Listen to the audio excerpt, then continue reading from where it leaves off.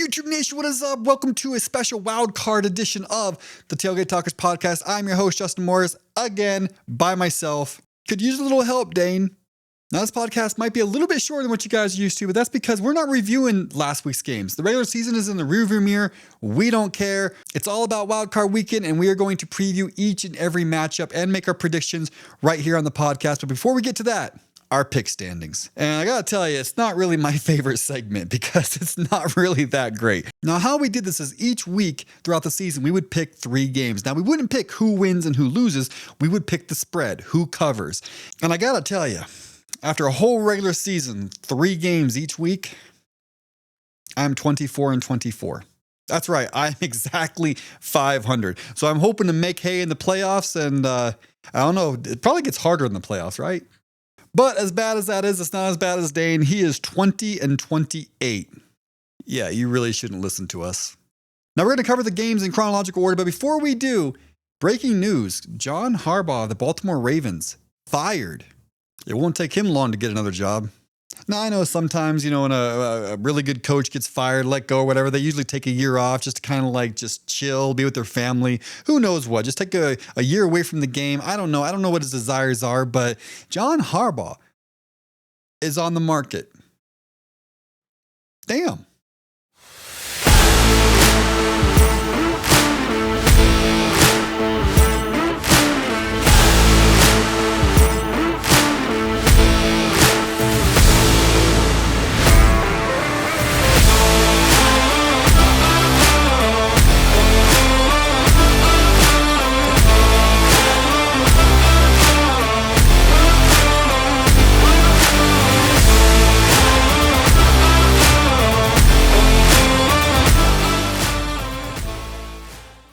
And to open Wildcard Weekend, we have the Rams traveling to Carolina to take on the Panthers.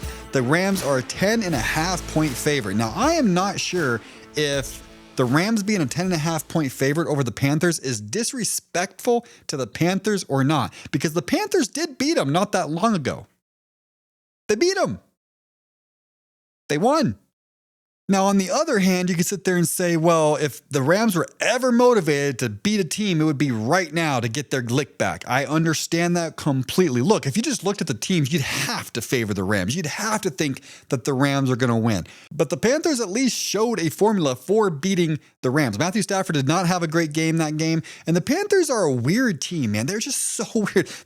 They will beat a really, really, really good team. And at the time they beat the Rams, we all thought the Rams were the best team in football.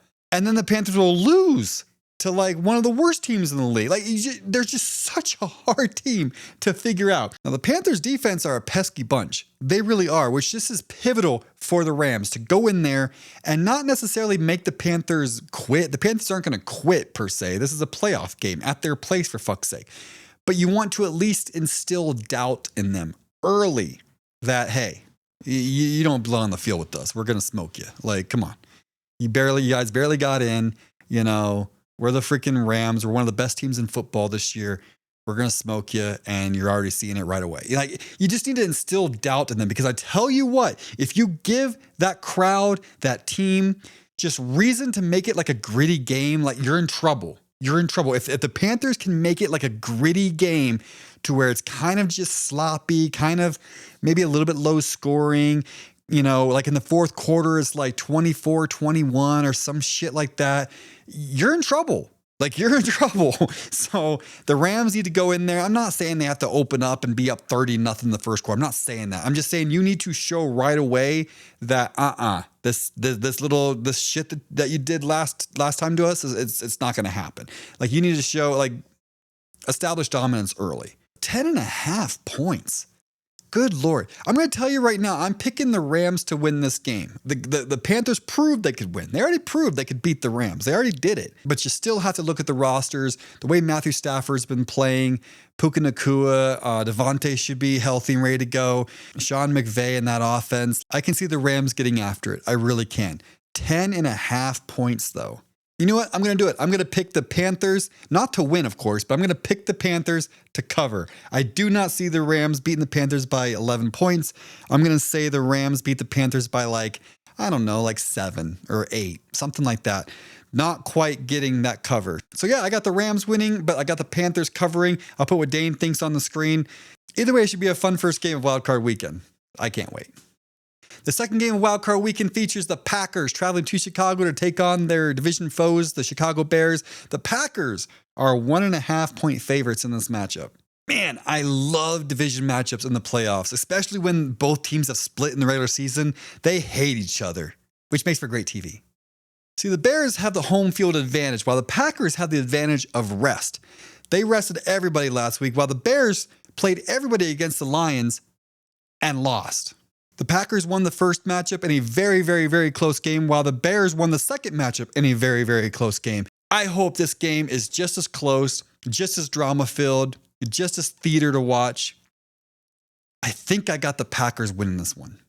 Now, with it being the third matchup, I really don't see there being a ton of yards, a ton of offense either way. I don't see the Ben Johnson, his team just dicing through the Packers. I don't see the Packers dicing through the Bears.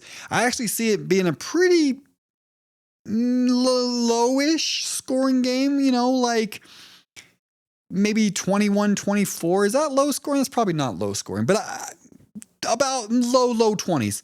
Now, the key in this game is Jordan Love. Truly, it's whichever Jordan Love shows up. If the Packers get the good Jordan Love, I think they win this game.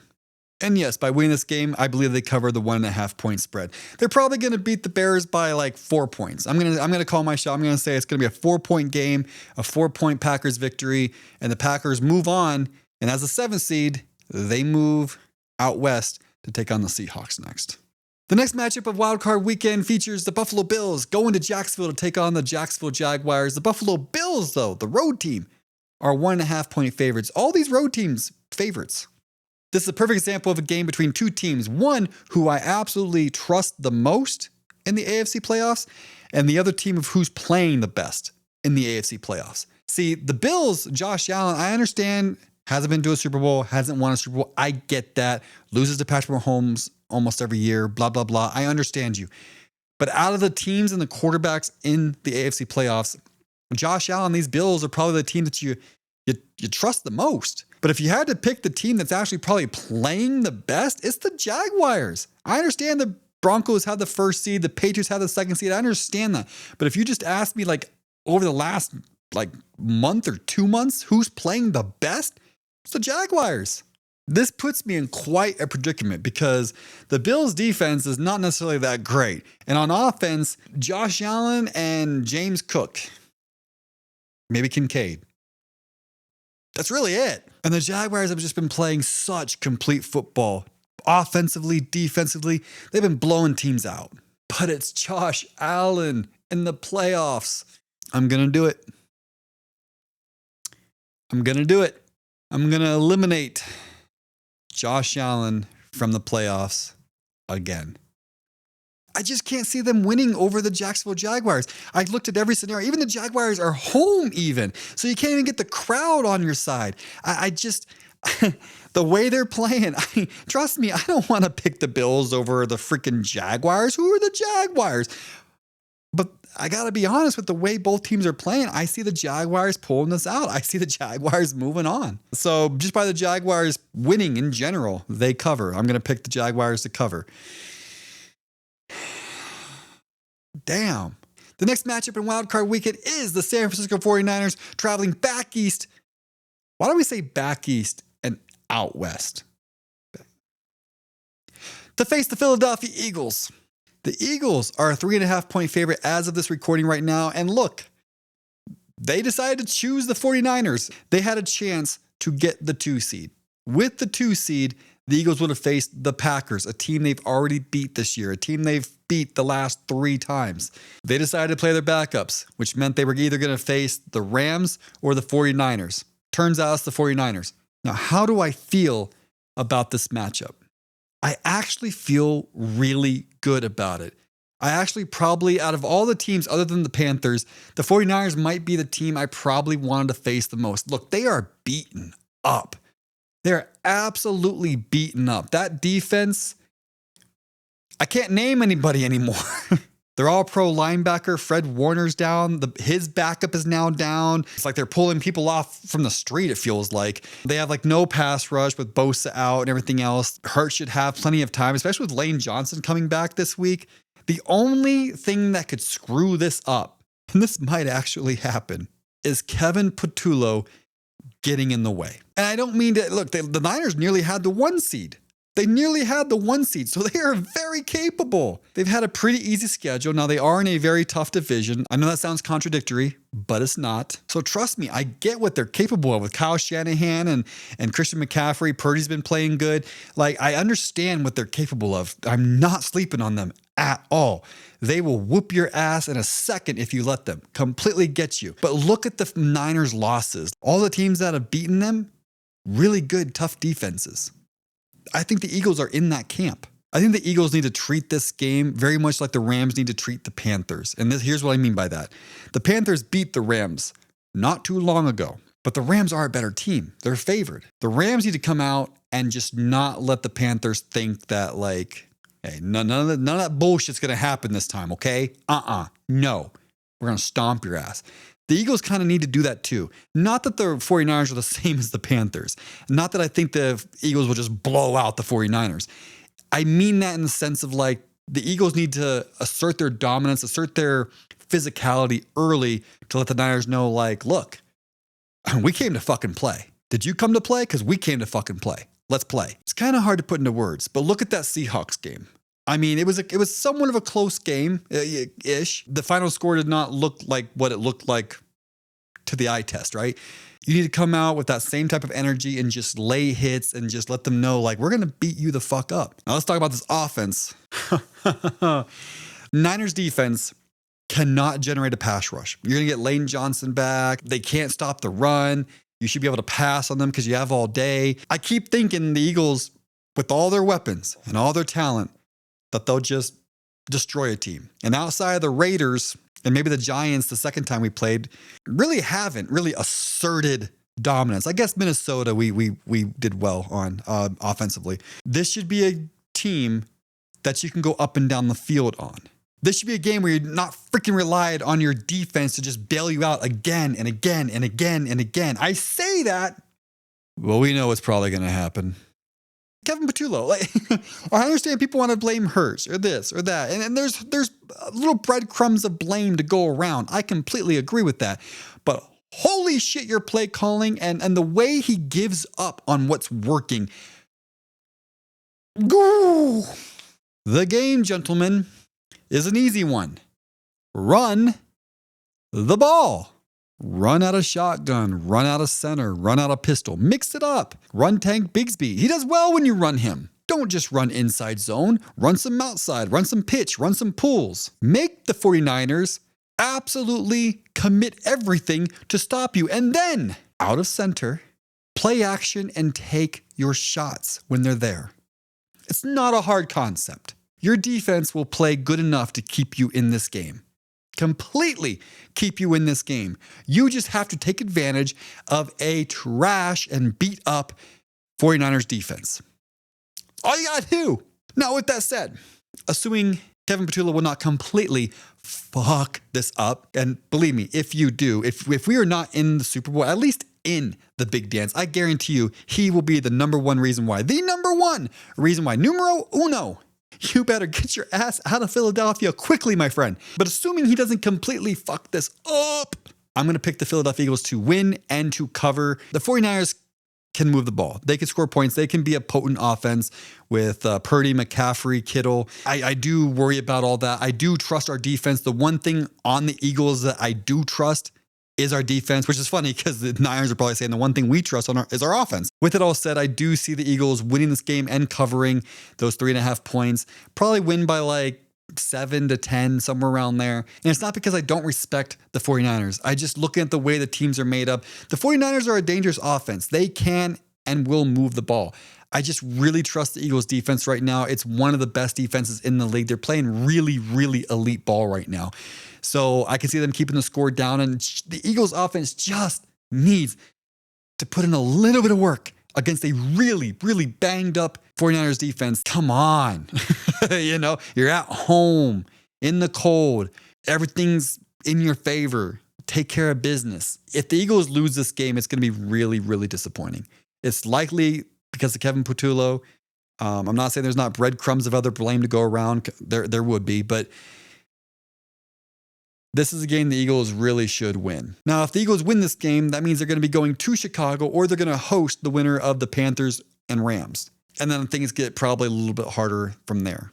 But the Niners are a good team. I look at them as like a car that's just running out of gas at the finish line here. They're really beat up, banged up. If the 49ers were healthy, I'd be very, very nervous. But as it stands right now, the Eagles, I got them taking care of business, winning and covering.